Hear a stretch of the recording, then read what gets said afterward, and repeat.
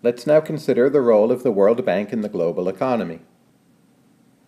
The World Bank was conceived of during World War II by Great Britain and the United States working together during a series of meetings at Bretton Woods. From the beginning, the vision was of a bank dedicated to the idea of economic development for the poorer nations of the world. Some of the concrete goals stated by the bank itself are fighting poverty and hunger, educating, gender equality, health, environmental sustainability, and overall all of those goals under a general rubric of economic development. Of those goals, two of them, gender equality and environmental sustainability, are relatively recent. There are several quite distinct institutions associated with the World Bank. The first is the International Development Association, or IDA as it is known for short. The IDA works with the very poorest nations and offers zero-interest loans and also grants and aid. You can think of this as very much a kind of traditional aid agency. The International Bank for Reconstruction and Development, also known as IBRD, is much more like a bank, as the name World Bank would suggest. So the IBRD borrows money from private capital markets and then invests this money in projects in developing nations. There is also the IFC, or the International Finance Corporation, which is part of the broader World Bank group, and this also serves bank-like functions, trying to support private sector investment in developing nations. If you're looking at the governance of the World Bank, you could start with the president of the World Bank. By convention, this person is a citizen of the United States, and the United States has a very significant role in choosing the person. The World Bank has executive directors coming from many nations, but the most fundamental form of governance in the World Bank are the voting rights of particular nations. And here the United States, the major European nations, and Japan really have very significant influence over the World Bank through their ultimate voting rights.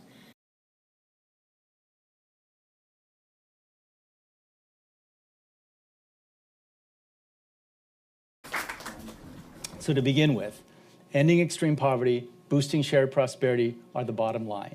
And we're going to get there through three main pathways. The first is to accelerate inclusive and sustainable economic growth. This has always been the core of our activities. The second, by investing more in human capital. And the third, by fostering resilience to global shocks and threats like climate change, forced displacement, etc. So two goals, three ways to get there. So on the first, we have to be much more creative about fostering the right kind of economic growth. So if technology does lead to fundamental transformations in the kinds of jobs available in developing countries, we have to increase our focus on the second major pillar in pursuit of the twin goals, and that is investing in people. It's hard to overstate the urgency of making more and more effective investment in people. I believe that it will determine the very future of nation states. We have to find a way to encourage leaders to see that these investments will not only lead to inclusive economic growth, but will also establish the social foundations that can act as a bulwark against instability, violence, and conflict. The number of refugees are at historic highs. The climate's in distress, and we face the prospect of pandemics that could cost millions of lives and trillions of dollars. I believe that the World Bank Group can play a much larger, more critical role in building resilience to these multiple shocks, both in developing countries, but also for the world as a whole. So our third pillar, then, is a much expanded role for the World Bank Group in fostering resilience in client countries against some of the most severe shocks that threaten to roll back decades of progress in poverty alleviation. Now, to be clear, the World Bank Group is not going to be the world's first responder on any of these issues. We're not going to directly intervene in pandemics. We're not going to be directly involved in humanitarian response. Our role is to take the work upstream and bring innovative financial tools, again, tools that the wealthy use every day, that can reduce the magnitude of disasters or even prevent them from happening in the first place. That's our job. Today, I've outlined what I think we exist to do. If we didn't exist, we'd have to invent ourselves. But we do exist. And I believe that we are ready and we're fit for purpose to tackle the world's most complex challenges. Thank you very much. Let's look at the International Monetary Fund, or as it's often called for short, the IMF. The IMF was planned by the United States and Great Britain during World War II, and it started immediately in the post-war era. The IMF has the power to lend money to nations in order to improve their financial prospects. One thing the IMF does is simply to oversee and study the global economy and issue proclamations about what is going wrong, what is going right, and what could be done better. The IMF has a fair amount of influence in this regard. You can think about the governance of the IMF at a few different levels. First, there is a managing director. By convention, that individual is typically chosen from a European Union nation. Second, there are 24 executive directors who serve a board-like role, but the most fundamental source of governance has to do with the individual country quotas. The country quotas are determined by a formula, and they are the ultimate source of voting rights within the IMF. The formula has to do with how large an economy is of a country and how open that economy is, and overall the country quotas have allocated quite a bit of influence in the IMF to the United States, the European Union, and Japan. There are a few different ways conceptually to try to think about what it is the IMF is actually doing with conditional assistance and its other policies.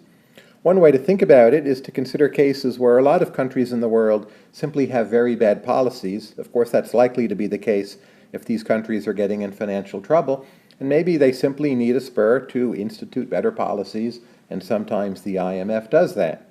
So for instance, a country might end up cutting its expenditures on education or on healthcare to make sure it moves toward a balanced budget, and this does in fact make sure that the country's problems don't spill over into the broader global economy, but it may not actually be better for a lot of the individuals living in that country. The roles and functions of the IMF are still evolving over time. If you pick a year like 2006, when the global economy appeared to be doing very well, the IMF actually wasn't up to very much. Right now, as of 2012, the IMF has been quite active, and it is taking on a growing role in Europe with the euro crisis. All of a sudden, it seems that a lot of the nations in the European Union may in fact be requiring IMF aid. We're in this funny situation where the major backers of the IMF, the European nations, are in fact using it to bail out their own project, namely the Eurozone. The International Monetary Fund is often referred to as the IMF and is headed by Christine Lagarde at present, and she has been one of the most active and public leaders helping with the global recovery along with loans to distressed countries during the financial crisis. The IMF is an organization of 187 countries based in Washington, D.C. It is designed to assist countries in financial trouble. Member countries contribute to the fund relative to their economies when assistance is needed.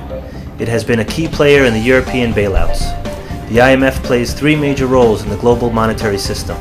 The fund surveys and monitors economic and financial developments, lends funds to countries with balance of payment difficulties, and provides technical assistance and training for countries requesting it. The IMF also plays an important role in the fight against money laundering and terrorism.